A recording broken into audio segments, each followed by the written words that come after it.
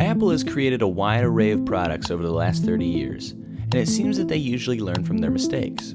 But what about when Apple barely makes any mistakes at all? When they create an ultimately refined and polished product.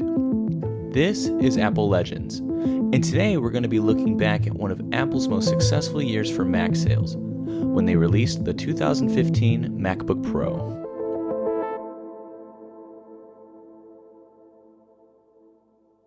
I've owned this MacBook Pro since 2016, and at the time I paid $17.99 from Best Buy.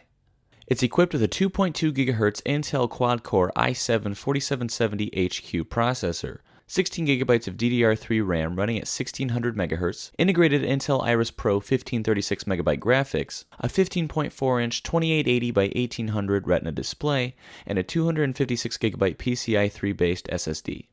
Now knowing what I know about computers, I definitely overpaid for this machine. But this computer does have a lot going for it. So let's start with the unboxing. I wish this was a new unboxing, but that happened 5 years ago. This is more of a simulated unboxing experience. You're first presented with your Mac, and yours won't come with an old school Apple logo decal like mine. Let's set that off to the side. In black packing materials, you'll have your wall adapter and your MagSafe power connector, which also has the ability of extending if you're far away from a power outlet. Inside this black booklet, you'll have a basic setup and information guide, warranty information, 2 unused white Apple stickers to color match the white Apple logo at the time, and a black microfiber cloth actually embossed with an Apple logo. I didn't even know I had this until now in 2021. One of the biggest selling points of Macs at the time, and something a majority of the Apple community wants to see come back, is that MagSafe connector. The ability to simply plug in your charging connector without even looking for the port or having to press it into a port was just too convenient. And I was surprised Apple took this away in 2016 when they switched to USB-C. This did, however, create a plethora of third-party MagSafe-like accessories that do what Apple's devices should do natively. There are rumors, however, that Apple is bringing back the MagSafe connector this fall with their new line of MacBooks, but we'll see if that's the case. This Mac also uses 2 Thunderbolt 2 ports, which are identical to mini display ports, with the only indication they're Thunderbolt 2 is with the small lightning bolt graphic next to each port. I can successfully output to one full 4K display at 60 Hz with no issues using the Thunderbolt 2 port. I also occasionally use an Ethernet to Thunderbolt 2 adapter to hardwire my internet for better connection speeds. You also get one USB 3 port and a headphone jack, which Apple still hasn't gotten rid of on their Macs. And on the other side, you get an additional USB 3 port, an HDMI 1.2 port, and a full-size SDXC card slot, which is also rumored to come back on future Macs. You also get a full QWERTY backlit keyboard using the old-style scissor switch mechanism that was functional with good travel. Only later that year did Apple start using the failure that was the butterfly keyboard, which had barely any key travel and was notorious for keys to stop working because of dust and debris getting stuck under the key membranes.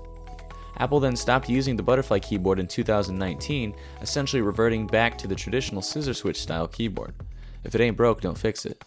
The Force Touch trackpad for precise cursor control and pressure sensing capabilities enables force clicks, accelerators, pressure sensitive drawing, and multi-touch gestures. Apple will historically be known for its industry-leading trackpads, and even the best Windows laptops can't come close to the responsiveness and accuracy of this trackpad. The 15.4-inch 2880 by 1800 Retina display is sharp, full of color, and very bright for 2015.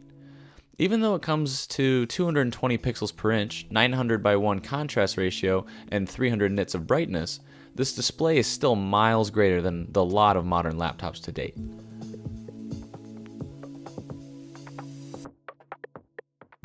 Cracking into the machine, which is super easy as long as you have the right screwdriver, you'll see that this is actually the last year where Apple made MacBooks that had slight upgradability. Because in 2016, the MacBook Pro with Touch Bar was the first MacBook Pro to have no manual upgrade capabilities, which is one of the many reasons why this MacBook Pro 2015 holds a special place in my heart. You can't upgrade the RAM, which I thought you could before opening this and realizing that the 16 GB of SK Hynix RAM are soldered, but you can swap the airport card, the SSD, microphones, speakers, fans, and the battery. It would be nice if this MacBook had an easier way to upgrade the battery like the old days, where Steve Jobs actually encouraged and presented ways to its consumers to manually upgrade things like their storage drives and their batteries. Pop the hard drive out if you want, pop a solid state drive in, pop the battery back in, pop the lid on.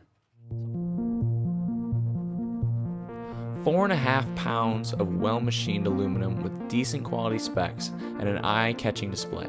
With a good keyboard, trackpad, speakers, modern design that still offered upgradability, and a vast array of ports that didn't call for an adapter like modern days, made this not only a great product for Apple and one of their most successful years for MacBook sales, but a great computer for consumers who were reminded that even in Steve Jobs' passing, Apple can still develop superior products that are made to last in the home.